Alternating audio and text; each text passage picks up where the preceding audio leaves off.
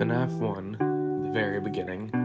You know, it's still crazy how much lore Scott was able to put into this game, despite him not planning to create this massive story that it spiraled into. Today, on the first episode of Eldoli, or Every Last Drop of Lore In, I'm going to be talking about every single piece of lore that I can find in FNaF 1. I'm going to be talking about a lot of different things, such as who do we play as, when does it take place, why are we being attacked, and so much more. So strap in, because we have a lot to talk about. FNaF 1 is seen through the eyes of Mike Schmidt, which is one of Michael Afton's fake names that he uses as not to arouse any suspicion about him coming back to each location. Mike takes the night shift so that no one has to see or smell him because, as we learn in his sister location, Mike is a walking, talking, rotting corpse. After finding out what his father had done, Mike knew that he had to do something. His father had killed innocent children, and Mike had to make things right. Now, we're able to pinpoint pretty much exactly when this takes place. We can assume that this is in 1992 because of how much money Michael's being paid, presumably in Utah. It's pretty obvious that Henry knows what's going on, but he tries to keep it light with us as if he doesn't know. Freddy and his friends tend to become more I also want to emphasize the importance you might only have a few seconds to react. Before I go any further, just to clarify, at the end of the week, after the 5th night, Michael gets $120. So if you divide that by 5 nights and divide that by 6 hours each night, that means he's getting $4 an hour. And in 1992 in Utah, the minimum wage was $4.25. However, paychecks will show you how much you get paid after tax has been taken away. So we can assume that that 25 cents was just taken away from tax. Henry's last request is for us or someone to check the spare suits in the back in hopes that someone will find him.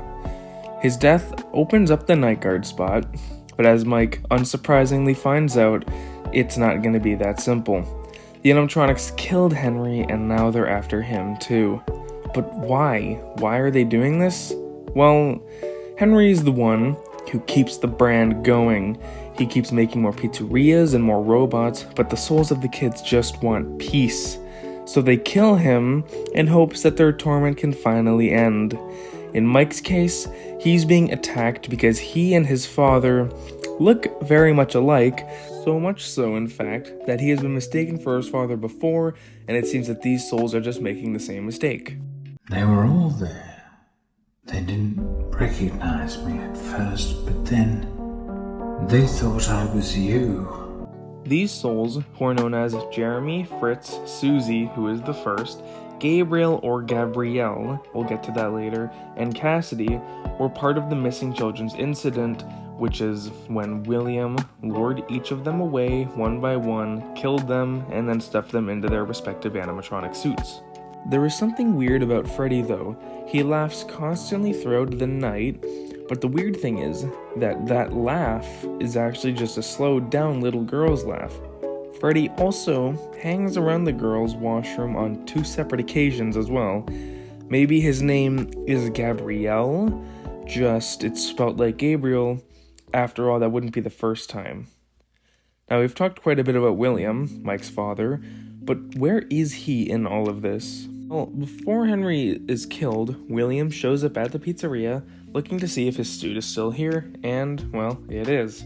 After the events of the FNaF 3 post-night minigames, Henry must have found him spring-locked and sealed off that secret room.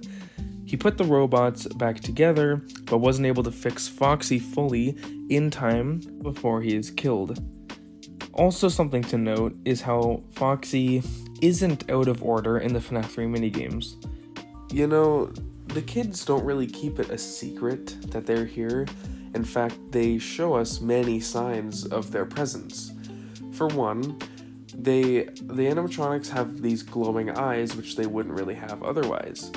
There are many paranormal events that happen throughout the nights, like when they're in the hall corners, their heads twitch really fast. They change the poster on the wall to depict them saying that they just want to get out of their animatronic bodies. They put the newspapers on the walls about their deaths. They put pictures of crying souls on the walls. They write, "It's me." The backstage room, all of the heads and the endoskeleton turn and look at the camera. And just the fact that the animatronics themselves look at the cameras means that they know what those cameras are and who's looking through them. The whole time Michael's working, he keeps seeing things. The words, "It's me," appearing on the walls. This mysterious individual is none other than his own flesh and blood, the crying child, or as we know him, Evan Afton, who isn't able to physically attack Mike or even communicate. He is only able to make Mike see things.